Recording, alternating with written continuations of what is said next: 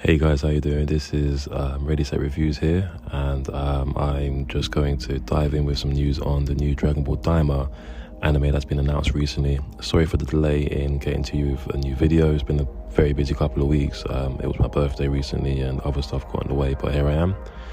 So yeah, Dragonbal Daima, which funny enough was announced on my birthday, so that was a good treat.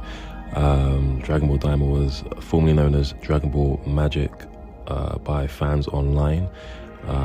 Allegedly, the title was changed very last minute. I'm sure that the team over at Shueisha and Toei were not happy with the name floating around. I was quite happy with the name. I thought it was quite cool. It's very different, better than just like letters and such. I guess Super wasn't just letters, but still, you get what I mean.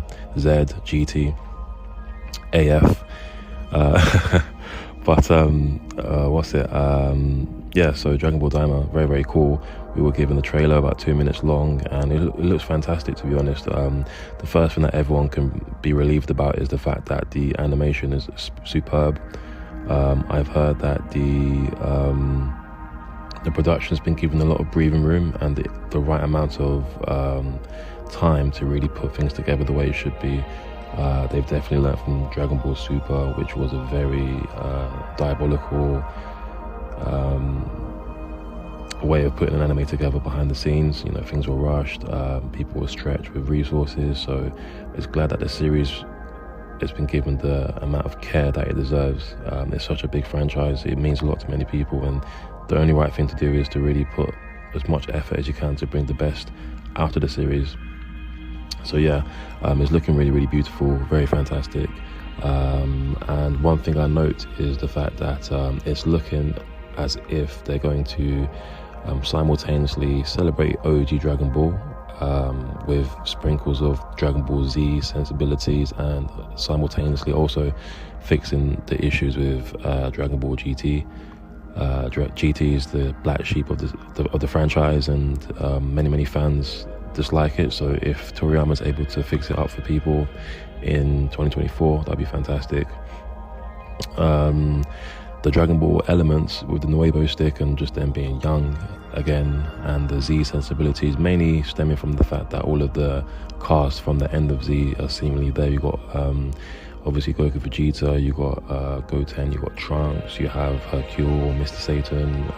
We've seen clips of Babidi and Majin Buu, so yeah, let's see what happens with that. And again with GT, the fact that Goku's an adult then gets turned to a child again is a story beat from GT, so let's see where they take that. Judging from the trailer, there'll be different places they'll be visiting to, I'm assuming, collect people from the Z team to, you know, join forces and defeat bad guys, or perhaps it's just Goku alone who's going to go on his adventure. It's hard to tell. They can go different routes, to be honest. But yeah, it looks like a proper adventure as well, which is really, really good. The villains, obviously they want revenge for Babidi's death, I'm assuming, from the way the trailer sort of panned out. And you know, I mentioned earlier that the Nuevo stick is seemingly Goku's choice of weapon now, so I'm assuming he's had the power cut, which would be really good. Toriyama mentions that there'll be very interesting battles, and he mentioned some of the battles being cute, which is interesting. I'm assuming either cute in terms of, I guess, Goku being a kid and trying to, you know, win a battle, or maybe some of the female characters get involved. Maybe Pan somehow, I don't know, gets involved with the fights and it's just cute, who knows. But I'm very excited. There's bound to be some sort of transformation.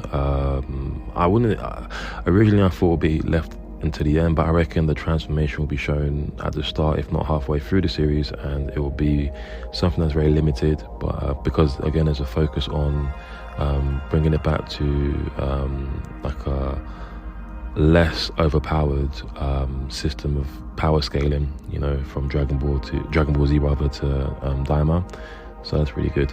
But yeah, Toriyama's given a lot more love to the series. He's way more involved in this than any other series before. So that's very, very good news. The visuals are amazing. The production team has been given enough breathing room to really bring out the best of the series, which it deserves. So I'm very excited about that. You know, I'm not too fussed about visuals in terms of, I mean, obviously it's important, it's nice, but You know, Dragon Ball Super at the start was terrible, and that just can't happen again. So whilst I'm very flexible, I don't, you know, expect too much. It's good that they're taking it to the next level. So loads of Sakuga level animation bits here and there. Even from the trailer, they showed really good aspects of what we can expect, especially at the start when Goku and Vegeta in their adult forms are, you know, sparring with each other. I like the slight design changes on Goku's gi as well. It's not a crazy change, but it's, you know, it's a good way of keeping it the same whilst giving the little flair. And you know, will this lead up to Super 2? Who knows? Will it be some sort of prototype before that continuation comes through? Who knows?